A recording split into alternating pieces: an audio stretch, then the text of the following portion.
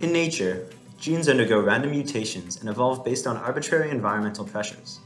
As such, enzymes or biological processes may not be optimized for use in industry or other applications. However, laboratory methods can be used to accelerate and direct the evolutionary process, improving the function of a protein or pathway. This controlled, accelerated evolution process is called directed evolution, and there exists a number of different methods which are suited to meet the demands of a given application. Hi, I'm Matt from iGEM Team Stony Brook. And I'm Eli from iGEM Team Queens, Canada. We found that both of our teams wanted to perform some type of directed evolution for our project, but there lacked a simple centralized resource where we could access information about different directed evolution methods. Therefore, we teamed up to produce this short video and a pamphlet detailing a variety of methods, as well as a flowchart to help others decide what method might be most appropriate for their specific applications.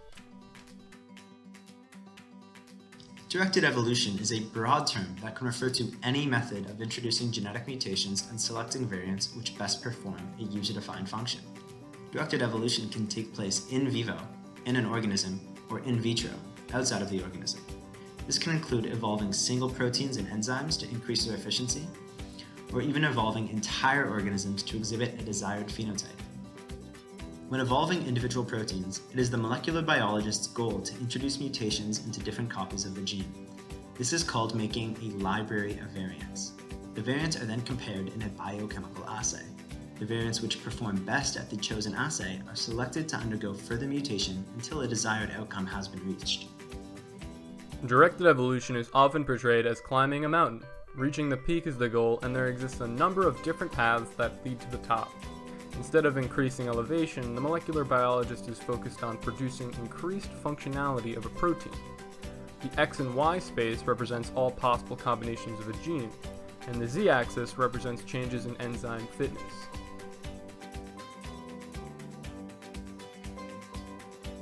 We'll now get into the specifics of how this can work and provide some examples. Error-prone PCR is a common method for creating a combined library of variants based on a single gene.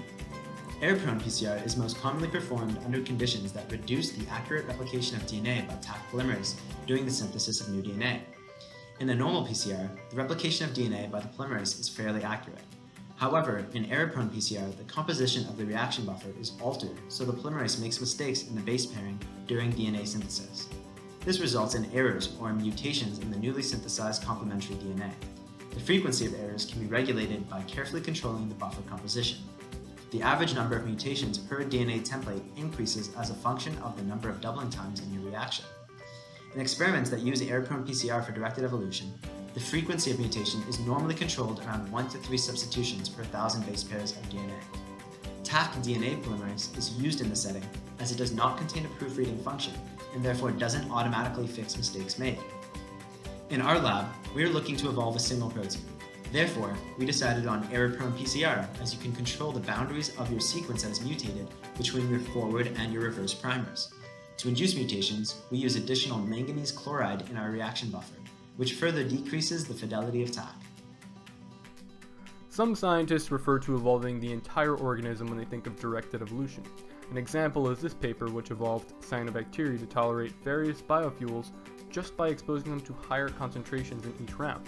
In a sense, humans have been doing this for thousands of years, with crops and agriculture through selective breeding and artificial selection.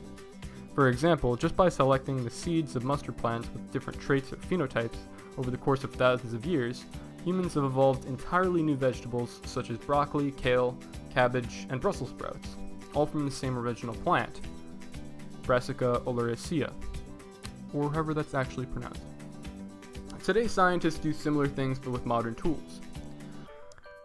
Random mutagenesis is the use of physical and chemical agents to randomly damage DNA, creating mutations. Common agents for this process include methylmethane sulfonate, deaminating compounds such as nitrous acid, base analogs such as 2-aminopurine, and ultraviolet radiation. UV-based random mutagenesis.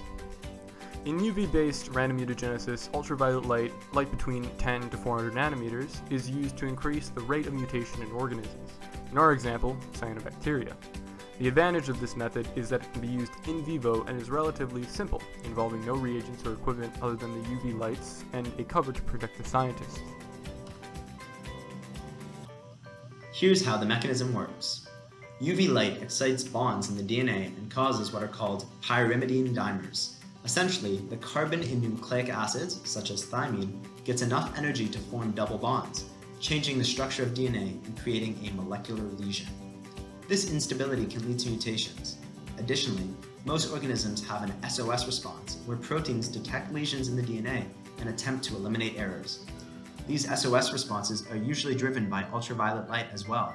Therefore, for optimum mutation rate, UV exposure should be limited in time to prevent DNA repair. With our cyanobacteria, it turns out that the optimal dosage is between 10 and 50 joules of UV radiation per meter squared. Our approach is to shine a UV lamp at them for a brief interval, a few seconds to minutes. Then, to prevent the SOS DNA repair mechanism, also known as photolyase, we'll protect them from light that's less than 520 nanometers, which is blue and violet light. After that, we'll pipette them onto a 96-well plate and run our assays, selecting the mutants which perform the desired function best, and repeat this for multiple rounds. Thank you very much for watching this short video.